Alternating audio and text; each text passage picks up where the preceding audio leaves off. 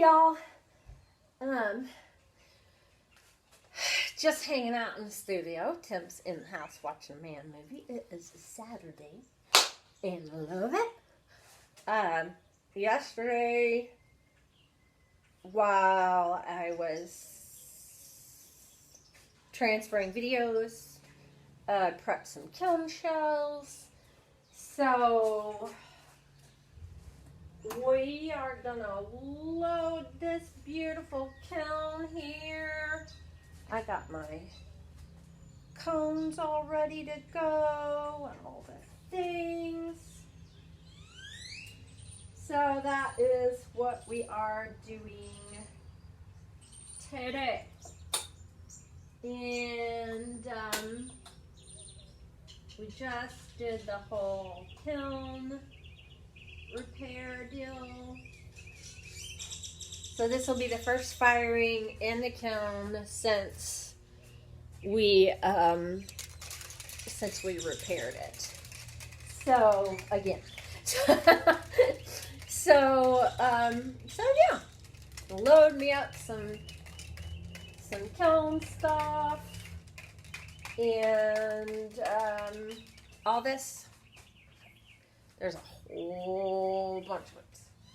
There is a whole bunch of it.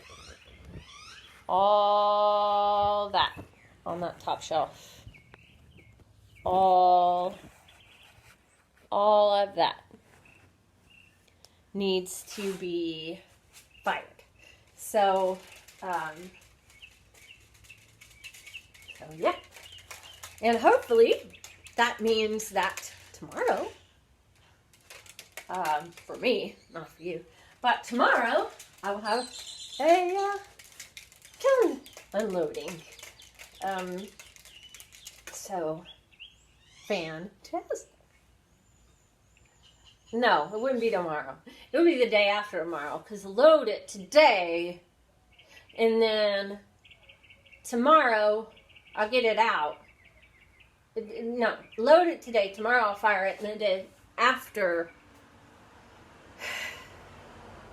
You need a lot of patience in pottery. I'm just saying.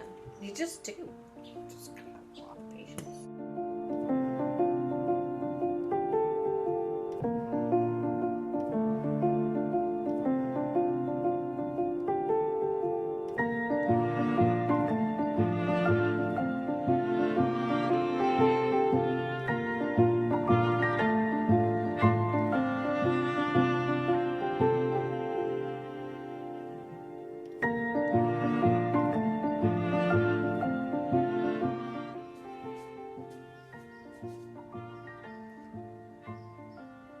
Deep breaths. Deep, calming breaths.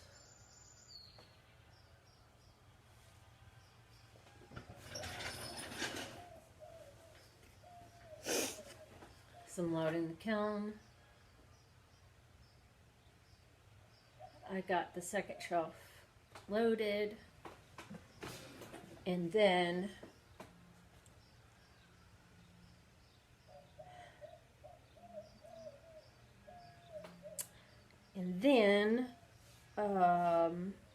I was putting jewelry in the spaces between the coffee mugs and the coffee and all the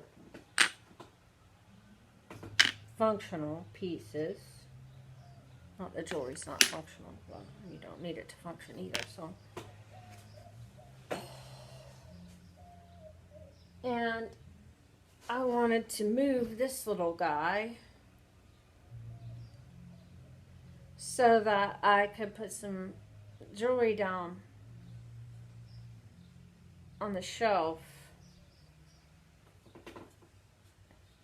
It's one of Tim's pieces. This is why I hate being, this is the part of being the kiln loader that I do not like. Because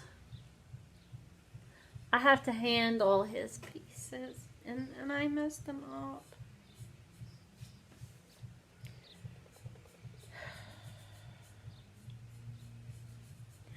And he's gonna be like, it's a big deal, Emily. Well, okay, fine. It may not be a big deal to him. It's a big deal to me!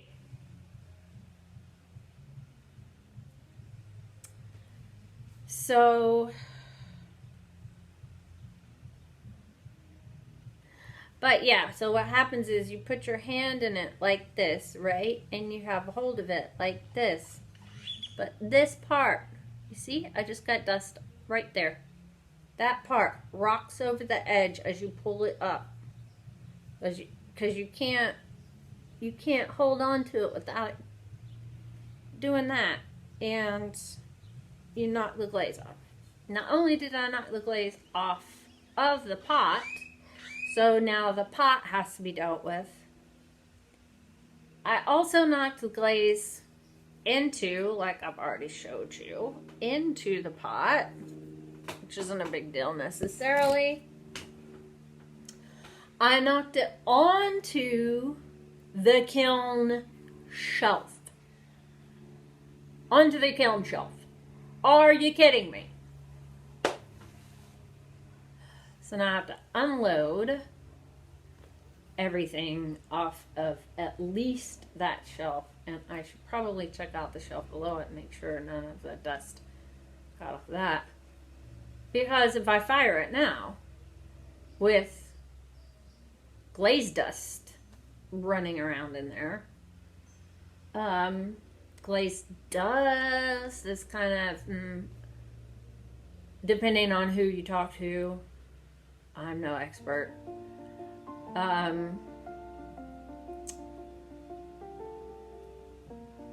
But glazed chunks, it doesn't, nobody's stupid enough to do that, not even me. So yeah, I gotta vacuum out the glazed chunks that I just put into the kiln. Deep breath, calming breath.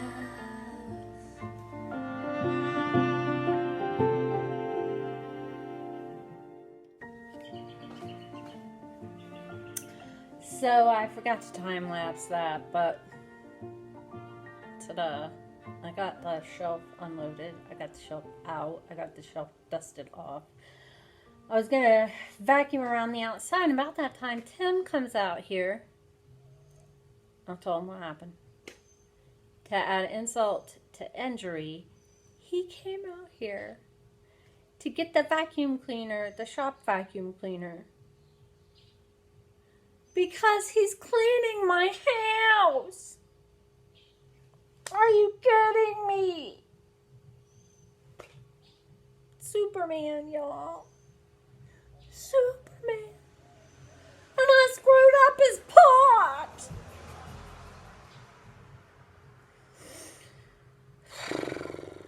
Deep breaths. Deep breaths. Wheatgrass juice.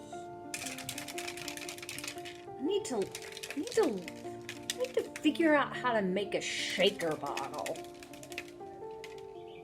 I would really like a shaker bottle that makes me happy. And it's not plastic.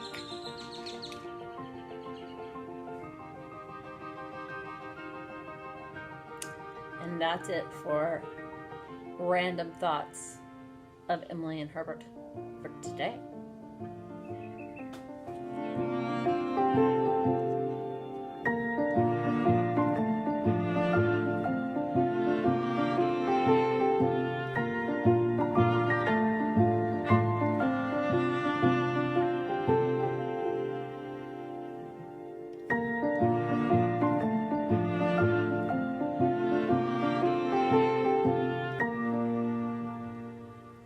So this, you can see, or I hope you can see, on top of that jewelry, this was right next to the piece. You see all these little clumps and clusters of, you know, that's a different color glaze. So all those little clumps and clusters will turn out green unless you get rid of them.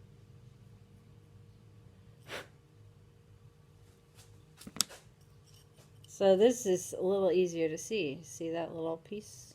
Oh, it just fell off. Never mind. But yeah. Yeah. I had to get that up off of the kiln shelf.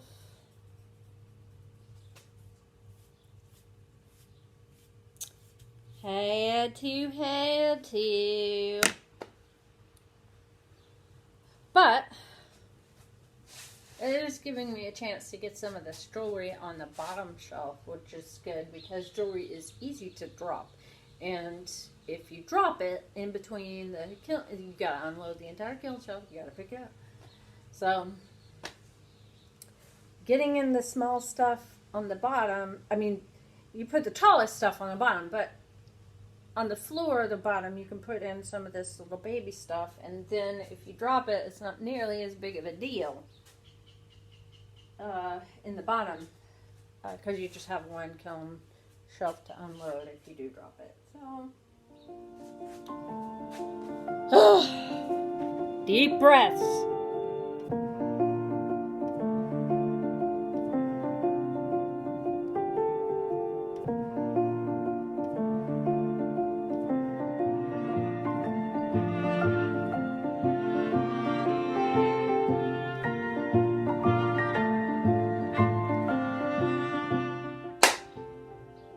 Done.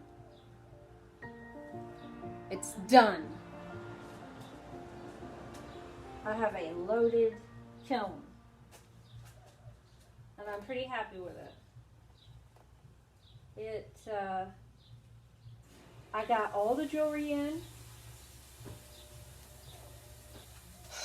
which is happy. Got all the jewelry in, and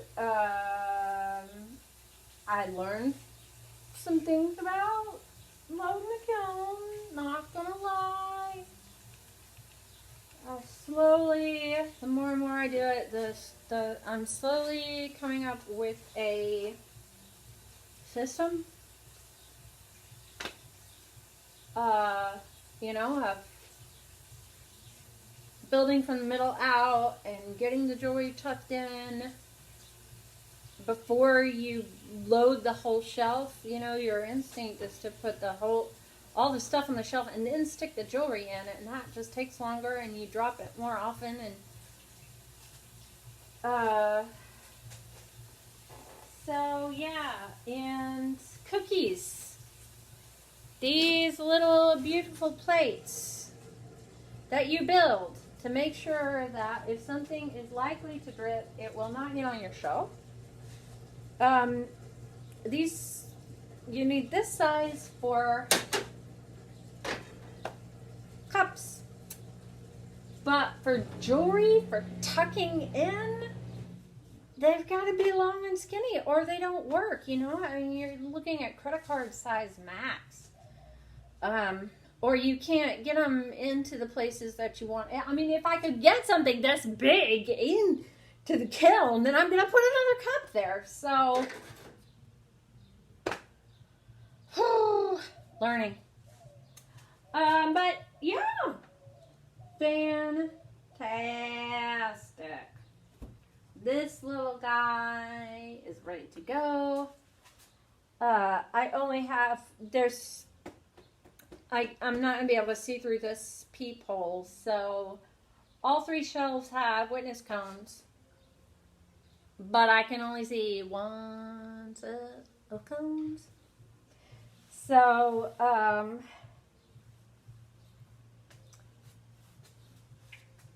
here's hoping we didn't screw up the kiln sitter when we were fixing the other stuff.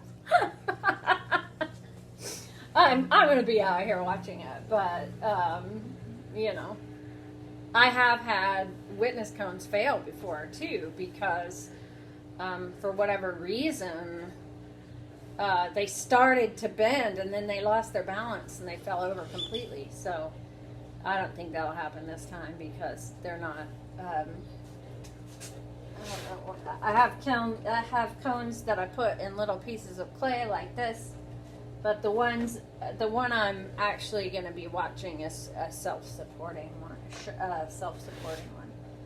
So broke a cone. Ugh. And it has taken me all stinking afternoon to do it. I'm going to check in on Tim. He's, being Superman like he normally does. Cleaning my house. And yeah, apologize again for breaking glaze off his stuff.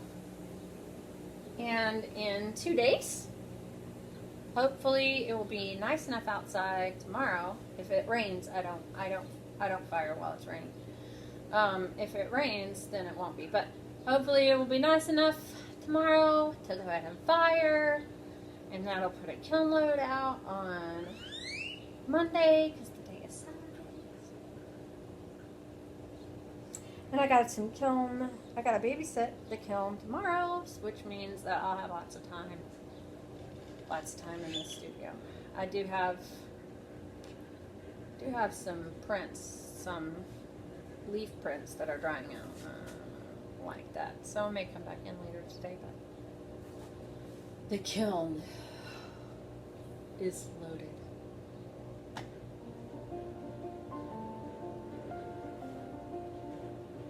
You ready to take a break, Herbert? Herbert's ready to take a break.